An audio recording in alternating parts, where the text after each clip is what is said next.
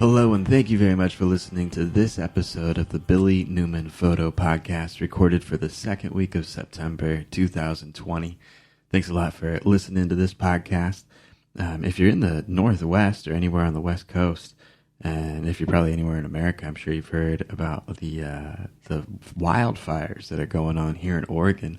And if you're on the West Coast, like west of the Cascades, I'm sure you've been inundated with smoke for the last week or so. Just about like most of this last week, I think since like Labor Day. It's been pretty intense here. It's been just smoke all through the valley, and I think smoke all the way down to California. Now, I guess I was just reading that there's smoke that's now kind of pushed out all the way to Michigan. I think it's seen in a satellite photo. Really interesting satellite imagery. I don't know if you guys have been able to see that. There's also some like time-lapse captures of the satellite imagery. And it's really interesting to kind of see the changes in how the weather was working during the period of the time where those wildfires took off. But as a quick rundown, I'm sure there's been better news outlets than I am to give you the rundown of the facts of the fires. But yeah, it seems like it's a historic amount of burn in just a couple days. I think they've mentioned that it's now more than 1 million acres have burned and wildfires created, I think just this week, but I think it's for like the Oregon year to date amount. I think they mentioned 2 million acres have burned in California this year. Pretty significant burns. I think that's, at least for Oregon, I think it was double the amount that they had expected for this year. What's interesting is that it's all occurred so late. I think I was even captured talking on a podcast about a month ago or so that I was surprised not to have seen more smoke in the air this year. That this year was, we were kind of fortunate to not see some kind of fire complex build up somewhere in Oregon. There's always been some circumstance of that. When you get out to eastern Oregon, you see smoke in the air on the horizon. You figure it's come from somewhere. A lot of the time, like when I was growing up, it came from the southern Oregon area, the Siskiyous that seemed to catch fire every couple years. Or it was, some place up in the Cascades, kind of a remote location or somewhere up in like northeastern Oregon that was burning. There's been a few fires, there's fires every year.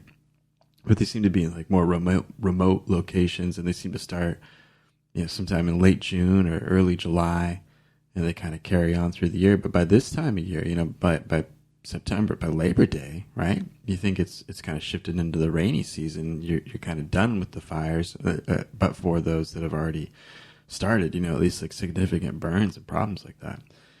So I was really surprised to kind of see it shift over like that. But I remember getting the emergency alert on my phone while the skies were still clear. And I think that was on, like Labor Day on Monday. And I thought, weird. Wow, an emergency alert for fire. And like easterly wind. I think that's what they were talking about too. And that's really, I think, what was significant about it. And what might be underlooked a little bit in some of the, though it is reasonable to assume that this is an expression of climate change, it's a little bit of a soft answer to just kind of claim that this is just a part of climate change generally. And it's kind of interesting how they do those things. But it's interesting to talk about some of the specifics of how how some of the things have changed over the last couple hundred years and how it's become more of a dry climate in the Northwest than it had been, I think, before the 1830s. I think if you look back to like the historical record or like these weather records that they'd keep, like you hear about like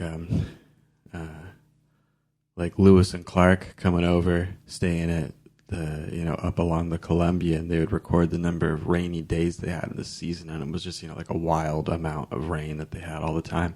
And I think that had existed and occurred up into like the 1820s and 30s, and they recorded a pretty significant drop off of the amount of rainfall that was occurring in the area. And I think that was sort of a thing that had happened for about 500 years? Is that what they talk about? Like that little ice age that kind of came on in, is that how it went? Little Ice Age? Yeah, I think it was. Yeah, the Little Ice Age that came on like at the end of the Renaissance or something like that, or before the Renaissance. Is that what it was? Maybe it got warmer then? I'm probably mixing it up, but whatever kind of weather change it was, I think it was recorded for a couple hundred years, and then it sort of started to lay off. And so on the West Coast over here, I think it started to become a bit more of an arid, well, not arid climate, but I think just the amount of precipitation per year dropped by a pretty strong amount. I think there was like a little bit of a weather change that had happened. I'm not sure how to what degree that pace has continued, and then to what degree the man-made climate change issue has increased the ramp up of that issue as it's changed the weather patterns over the hundreds of years that it's been occurring. But what's interesting about this moment and this event is that the winds normally in the West Coast area here come off the Pacific and then blow eastward, a westerly wind that blows toward the east and kind of pushes, just kind of pushes over the United States and then off the other side. You'll kind of see that through the winter as every week, every 3 days, there's sort of some high and low pressure system that sort of cycle off the Pacific Ocean and then blow over the West Coast and then off across the country. And I think, like a lot of the time, I think in the wintertime, they call like the Pineapple Express. You remember like the expression in the movie that had come out for a long time ago with like where the West Coast here gets a lot of rainstorms in the winter as they kind of come off the Pacific Ocean. They go over Hawaii or out in the Hawaii area and then swoop back over from a westerly position and then blow back over the West Coast here. What was interesting about this moment, this position, is that we had like a really strong wind from the east. Really living here for, 30 years now, it's really pretty strange to have a strong wind blowing from the east. It's very rare. And so I think, I'm not really quite sure what conditions happened to cause that, but I think it was some higher pressure system that was coming down out of Canada. And I think that when mixed with the cold, or the colder air, like lower pressure system over here, I think there's a lot of wind that started to blow through. But I guess Monday it was just like a record amount of wind. I'm not really sure though, because it was hot. It was hot the whole day. It was like, 91 degrees that day. And I remember hearing, like in Eugene, there's a bunch of trees that got knocked over. I think on the University of Oregon campus, there was a big branch of a tree that hung out over the courtyard there. That broke off and I think was in the way. I recognized those spots from when I was living in Eugene, of a couple areas I knew. I suppose some trees I had walked by in the past that had snapped and then fallen off against a building side there, just in the downtown area. So I think they got hit pretty hard with the windstorm. I didn't notice it where I am. My family in Southern Oregon definitely mentioned it though and said it was uniquely and unusually strong winds that were blowing out of the east on a really hot day. And I think that, it's strange to think, but I think that just that simple change of it blowing from the east over across the dry land, probably being a drier amount of air, and then now pushing on fires that had already existed now in a different direction. I think just, really, I don't know, made for a pretty strange and kind of unique set of circumstances that would create this many burns in such a short amount of time. I was thinking about... well, there's so many fires, it's almost hard to keep track of. I probably won't be a comprehensive list of all the information out there about the fires, but I thought it'd be kind of interesting to just kind of talk about and do a little rundown of stuff. I think there was a fire in the Talent, Phoenix area. I had woke up to hear about that the next day, but that was pretty interesting. And, being a person that had grown up in Southern Oregon, I know the Medford area and the Talent, Phoenix, Ashland area pretty well. And first I had heard, it was a fire that was in Ashland. I guess it started in Ashland and then had merged into some other areas as it moved, I guess, north up the I-5 corridor, I think kind of following a creek. Is it the Alameda Creek? I'm not sure. But I think following the I-5 corridor up toward Medford, and it really looked significant. And now seeing some of the damage of some of the whole areas that were burned out, it's surprising to see like the amount of damage that can happen and burn through and then, just be gone. I mean, I guess it's like all the fuel's gone, but it's like, man, those houses were there and they are not there. And it was just all kind of pushed by the amount of oxygen that was coming in from those really strong easterly winds, the really dry conditions. It's probably been, 100 days since we have had rainfall up here. And and I'm sure another number of other issues that have kind of occurred with it. But it's interesting about this Phoenix talent fires. It just sort of shows outside of forestry conditions or problems either with management of old timber or doing controlled burns or whatever it might be. The talent Phoenix fire is really an area that's just as you would see many pretty civilized. It's a pretty normal park area, home area. It's a pretty populated area. It's not out in a national forest system that maybe would have been mismanaged, or a wilderness area where they weren't able to go in and set up roads or fire lines in the same way that they would have in another area. So in this talent Phoenix fire, what you really get to recognize is just the amount of bad conditions that the fire was able to grow in, I guess positive conditions for the fire's sake, but bad for our whole population. The talent Phoenix fire is part of it, and then I think there's another fire that's I think even bigger that was spotted. I think heat rises, hot air rises with it, coals and flames and sparks and stuff, as you can imagine from the campfires and stuff, rise up in that heat and then blow over in a big fire like what we had started to experience in Ashland Talent Phoenix. I think there was some sparks that had gone over the hillside, like it traveled like a long way along with the smoke, dropped, and then started another fire over in the Shady Cove area, and that has now burned a significant amount of land. Maybe I have those mixed up or something, but I think they've also now arrested a person in connection with the Talent Phoenix fire a person who was starting a set of fires around houses. It's a weird story. I don't have all the facts on that. It seems like it would have been, I think it was a person who probably lived on the street. Unsure of how they got the motivation to perform those actions. I don't know if it was just a chaos move or if they were like an asset of someone else who was trying to organize it more. But yeah, it just seems like such a weird idea. I guess the fire had already started, but those two quickly merged and then continued to burn through Talent, Phoenix, and South Medford. I think I know some people that had to evacuate their houses. I suppose like their regions are probably still safe or okay, but I think that but yeah, there's a large number of people that had to evacuate from that fire location. Also, a lot of people in the Shady Cove area that had to evacuate from their houses. That's pretty crazy. And man, yeah, I think they're still dealing with that. I think they were able to get some of it contained, but I think there's still amounts of it that are not contained, and it's still just downtown. So yeah, wild amount of smoke down there. Really happy that more fires didn't pop off in the hillsides and stuff there. Like there's a lot of land kind of in the Siskiyous as you get south of Ashland on the I-5. As you go up there, I'm surprised some of that stuff didn't get caught on fire too. But interesting though, yeah. If there's like an arsonist that started a couple of these fires here in the Talent Phoenix area, that's pretty wild. And yeah, crazy conditions with the wind and the hot weather and the lack of rain that probably just really just obviously, I guess, like self-evidently now, it was pretty bad conditions and definitely fire spread quickly. So I'm not really sure about the rest of the information about the Talent Phoenix fire, but there's still kind of more stuff coming out all the time. Not sure about the damage assessed or when people are going to get back to their houses to see what's there and what's not there. But for places that were taken out, it's pretty significant. Really surprising. I woke up to find out the news. That was by the time Phoenix and Talent were already gone.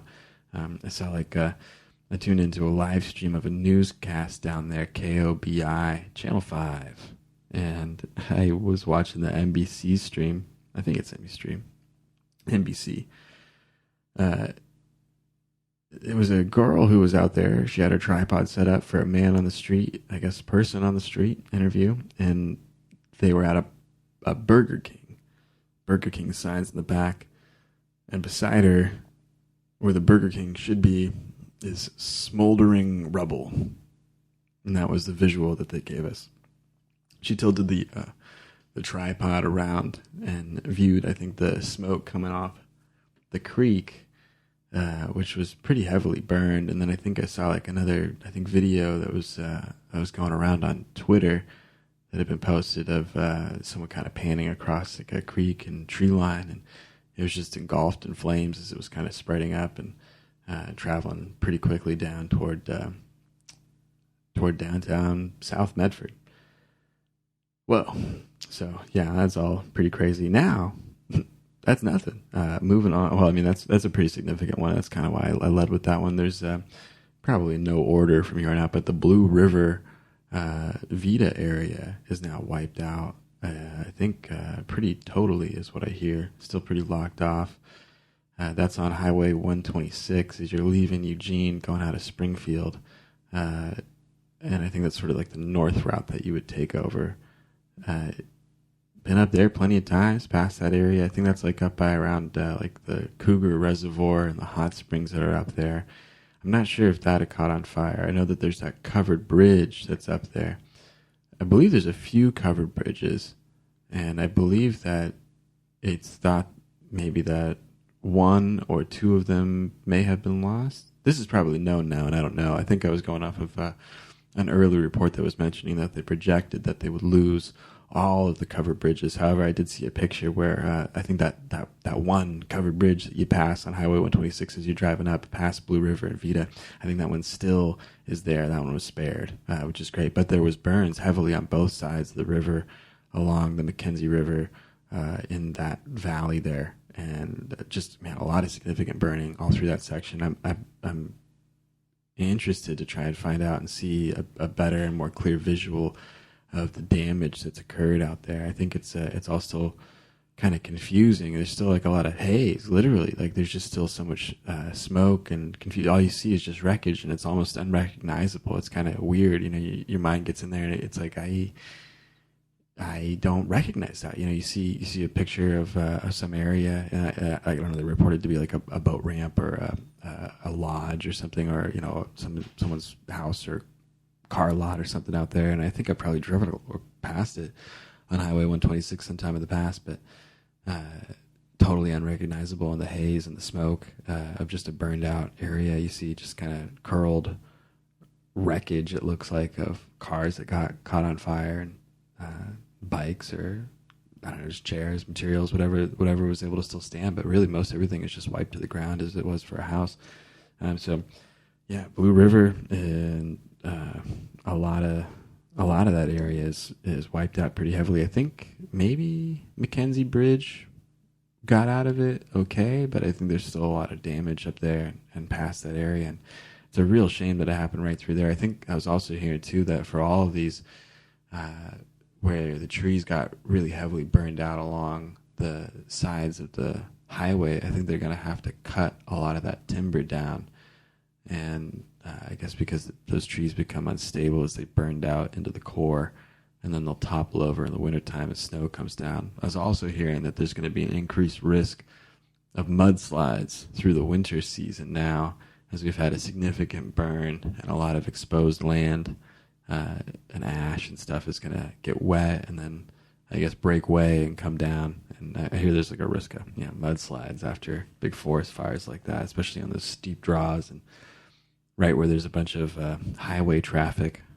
Nice. Yeah, we haven't really had that kind of experience before. Like I was thinking about the Biscuit Complex fire out in the Calamiopsis wilderness that occurred first in 2002. Well, at least first for me. I think there was fires in the past area out there, but a real significant portion of that whole forest area burned in 2002. I think I was probably in 8th grade or something like that. And that was a big fire. I think that burned for the whole summer. I saw that in the sky, and that was out in the wilderness area. It was out pretty distant out. I think I was saying out in the Calamiopsis wilderness. It would be like west of Cave Junction, that area in southwest Oregon. And I could see it really clear in the sky all through the summer for 2002 down there in southern Oregon. And then I think later in 2013 there was also another fire, or maybe just a couple years ago now. There was another really significant fire out in the other section of the Calamiopsis that had not burned the first time in 2002, and I think that also burned. And that was a really significant fire, too. I think they fought that for months. I think it burned for a long time. I think it spread for a long time. And that, I think, finally grew to somewhere around 1 million acres or something like that. It was a really significant and large area that burned. Now, really interesting, just in a day, I think they talked, or, the last 4 days, it was something like we've reached our amount of 1 million acres burned. Some of those fires had been going, I guess, since the middle of August. And they've just been kind of progressing slowly. Then with this significant weather change, the easterly winds coming off the dry middle of the country land, just lit those fires, changed the wind, and now we're in the situation that we see ourselves in now. So, Blue River Fire, talked about that one a bit, just a little bit. Man, a lot of wild stories out of that one. A lot of significant damage, a lot of stuff that we're going to notice for a long time. Now, further north, as we kind of go up outside of the Salem area, in the Santiam River Canyon area, the towns of Lyons, of Gates, and I think up through Detroit are pretty well burned and wiped out. A lot of significant damage up there as well. Been up through the Detroit area, the Detroit Lakes area. Heard about some people trying to get out of there and escape that. And it sounded pretty harrowing. Even Lyons, which is really quite close to the Salem area, it seems. I think there's some pretty harrowing stories of people trying to leave or trying to get their family out. And that sounds pretty crazy up there. I don't really understand the whole reality of the fires and the situation and the results and the consequences of it yet. Big fire. I think that one's connecting now with the fire that's on the Clackamas side as it goes down toward Estacada and Molalla, and as it comes into a section of, I suppose it's not, it's almost like Oregon City and Lake Oswego in that area are put on notice as being, in a fire zone. I think it's the way that the district works for how they set up their regional fire map, but I think areas as far north or as far up toward Portland as Oregon City were put on notice. I think a level 1 notice of be ready to evacuate. But areas like Molalla, Estacada, a few of those other towns that are out in that area, out in those fields, and then as it goes up in toward the hills, toward the Clackamas River, got really significantly burned. And I think a lot of people had to leave for that. So that's pretty wild. That one was I think both the ones around the Santiam River area and the Clackamas River area were both really pretty significant, and that's going to be kind of a weird one to see the recovery from also. Also out in Lincoln City, Oregon, right on the coast on the 101. I think on the north side of Lincoln City there was a forest fire that had started. I'm not sure if they had said that one was related to arson or not. I think they had mentioned, or maybe there's another smaller fire that I think was caught and put out that was from an arsonist, or I don't know if it was an arsonist maybe, but some irresponsible behavior that was caught and put out. I've noticed some deliberate use of fireworks being reported. I've also noticed a lot of reports that are saying that it's not some grand scheme or organized conspiracy of something that's going on, which you would think after, or it's something that would cross your mind after you see the amount of damage that all occurred so quickly, and it's kind of interesting to see the number of fires that were started. But yeah, this Lincoln City fire put a good section of Lincoln City on notice to evacuate. Really, I think pretty scary. Yeah, I think there's a level 3 go now notice for a significant amount of the northern Lincoln City area, and then the south section I think was on a level 2 and level 1 alert to be ready to leave. So pretty spooky weekend. Yeah, man, or it was Labor Day week and the week following. It's just a pretty wild thing where a good section of the Cascade Mountains burned, and that's where we're getting the smoke that's sitting really heavily on us over here on the West Coast. And as you look at the satellite images, how it's really pushed out sort of strangely over the West Coast, over the Pacific Ocean. You see this big swirl of brown smoke that used to be, 1 million acres of Oregon timber, and houses and everything else that went up in smoke, and then it's now out over the Pacific Ocean swirling around. And then I think it's waiting for another pressure system, or another weather system to move through. I think it's going to start pushing all that smoke back over us and then back out toward the east as it mixes in with the rest of the atmosphere over the rest of the time. But I think it should start kind of blowing out maybe over this next week. It kind of depends on how long this weather pattern stays. But I suppose by the time this podcast comes out, we should already be seeing like a bit of improvement and some more westerly wind blowing. I think it's already kind of shifted to be a little bit more westerly, but I think we're supposed to be getting a little bit of a change. I think we're supposed to get some clouds and some rain coming Tuesday, Wednesday, Thursday, Friday. A little bit, I think, kind of put in there. But I was looking at chains of rain during the day of being, at least on a couple of those days, like a pretty high percentage chance that we're going to get some rainfall. So it'll be light probably, but at least it'll be in the right direction of the kind of stuff that'll help the firefighters out there working right now help contain and put away the forest fire stuff that we've got going on. But man, so I'm sure there's a number of fires that I missed talking about. I know there's like a whole other set of complexes in California that have been really destructive and really significant. I'm looking at the smoke and the fire damage of some of the areas that have been down there around like Lake Berryessa or Oroville or like any others. There's a lot of areas out there. I think they were talking about 2 million acres, which maybe mentioned earlier, 2 million acres of burn damage this year recorded in 2020. I think that's twice the average. Now here in Oregon, 1 million acres burned, which is a pretty significant amount. Also, if you kind of think of maybe California being, three times Oregon's size or something, you take, 3 Oregons kind of stack them on each other. It seems like that would be about what it would take to kind of fill up the length of California on the Pacific coastline there. But yeah, 1 million acres, man, pretty quick to get to that number. I know we had some burns already this year, some other fires and stuff, but man, nothing like we have had this last week. So that was pretty crazy how quickly it moved, and really, really significantly like how destructive it was. So, there's acres that burned, but it seems like some of those have just been out in pretty remote areas for a long time now. This is pretty significant as it being in a number of the highway, like the valley and river draws that are out there, and also like the near like the populated sections. I mean, Medford, the Springfield, Eugene area, the Salem area, and the Portland area all experienced pretty significant fires right along their highway that cuts up into the Cascades. And I guess we were pretty fortunate here in the Corvallis, Albany area to be spared up outside of the, like there wasn't any fire up on that draw.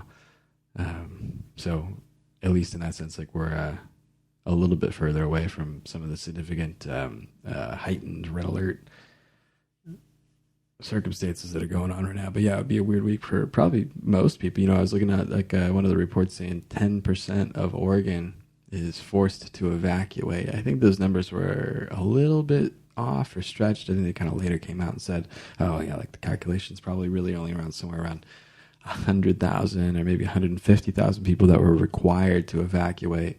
And then I think it was probably around 500,000 people that were about to or were supposed to be on notice to get things ready to leave. I think it was if you counted part of Clackamas and Washington County, or like as it started to like kind of scooch up toward Portland and a little closer to Salem. I think if either of those districts went from if they either dropped into a level 1 alert of get your stuff, get ready to go, I think that would have been well into the 500,000 area. I guess just given how concentrated the populations here in Oregon are toward the Portland area, the Salem, and then the Eugene area. And so since all those areas were hit, also with I think all of Medford, I think it was like 82,000 people there put on the list of figure something out and get ready to go somewhere. So everybody go to the Jackson County Fairgrounds, all 82,000 people. I was reading another thing, classic Jackson County style. Everybody leave Jackson County, go to the Jackson County Fairgrounds. Well, okay, it's still pretty close to just about everything going on, but at least it's at the north end of the Medford area, and it's kind of away from the Shady Cove, White City stuff that was going on. But you can get out there, okay. And then there are 100 beds and some blankets, and those will be kept for those people who are elderly or ill. And then your shelter that you receive is to lay on the ground. That was, I think, a quote from one of the emergency response people was, you can come and have a spot on the ground to lay, but hey, it's shelter. And I thought, wait a second, that's not shelter. That's laying on the ground. Huh. So, kind of classic for Jackson County emergency response to, I guess, be overwhelmed, let's say. And I guess I grant them that during this time as a bunch of the town is destroyed. So it's going to be pretty wrecked for a long time. Man, 2020, it's great. If one thing doesn't do it to you, another thing will. Good times here. So yeah, September 2020, the fires in Oregon. Just some of the information and experience and stuff that I've been having from here where I've been trying to kind of stay in. So I had plans, right? Like, I kind of normally talk about where I'm camping or where I'm traveling, where I want to go. And I kind of planned to do that on this one. I think I was going to go out toward the coast and then head down toward California. And I ended up kind of scrapping all that stuff as it was very smoky and unhealthy to really go anywhere. And I thought about kind of trying to travel out east a little bit further, really looking at the satellite map, the smoke map, and the air quality stuff. Just about everywhere out to Montana is affected to some degree. I think it's better in a lot of places, but it's not like a quick drive out and I'll be up in the blue skies. Maybe if I found a couple spots, but it's pretty far. So I was going to wait for this to kind of pass or sort of shift up a little bit to get a little bit more of a sense of what's under control and what's not. And also, there's a lot of highways here that are closed down, there's sections probably all over the state where there's a section of highway that's shut down or where it's impassable in some spot. So it's all, I think, pretty strange right now. So I was kind of hoping for that all to settle down a little bit and for things to get figured out a little bit. And then I was going to try and take off again and maybe do some more moving around then. But yeah, for the last couple of days, I've been kind of holding tight and not really trying to drive around much at all, really specifically because of the air quality. I went down a couple of days ago to run some errands. I stopped to get a coffee at a spot that I go to normally.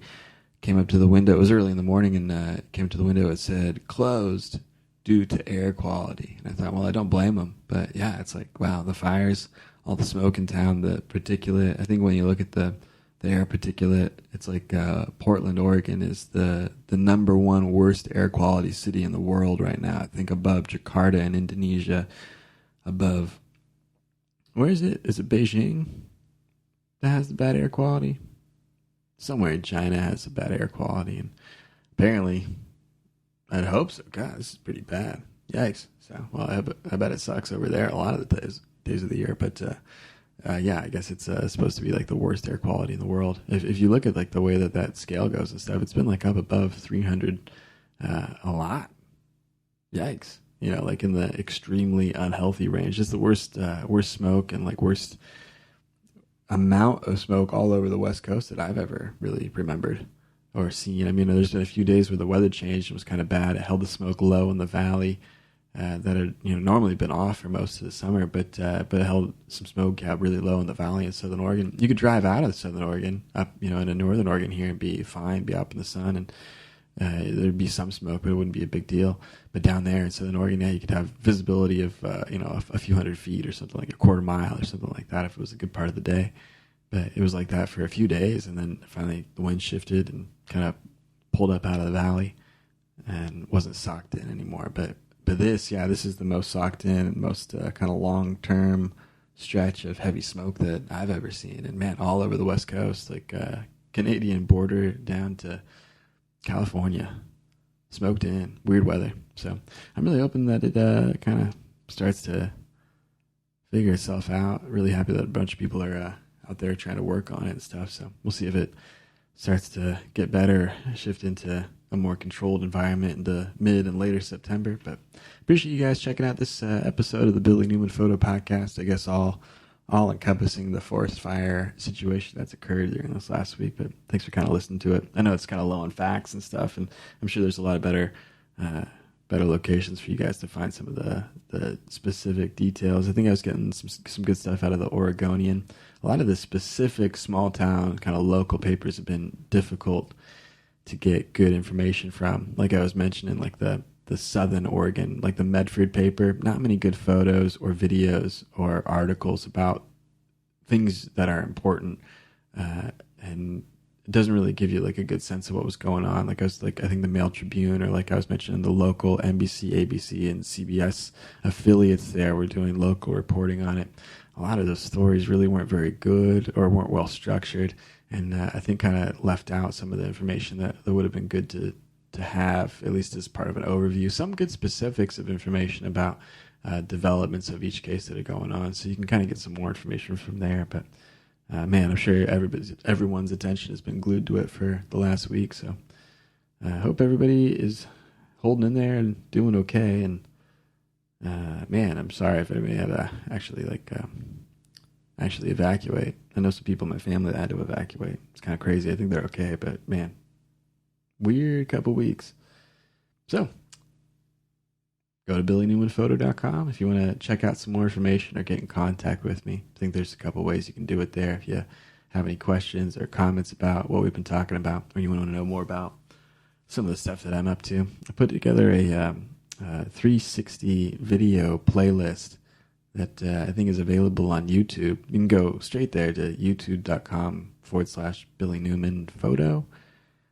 Or you can go to my website. This is what I put together, is a playlist link that's there in the grid of icons on that front page. You click on 360, and it'll take you to a playlist of 360 videos that were captured around Oregon, kind of showing some landscape stuff and all that. So yeah, a collection of those videos put together, curated up, posted to the front page of the billynewmanphoto.com website. You can check it out there. Yep. Anyway, thanks a lot for listening to all this information about the smoke, my experience of it, and the fires for the second week of September 2020. Appreciate everyone listening. Hope you guys have a great day. Goodbye.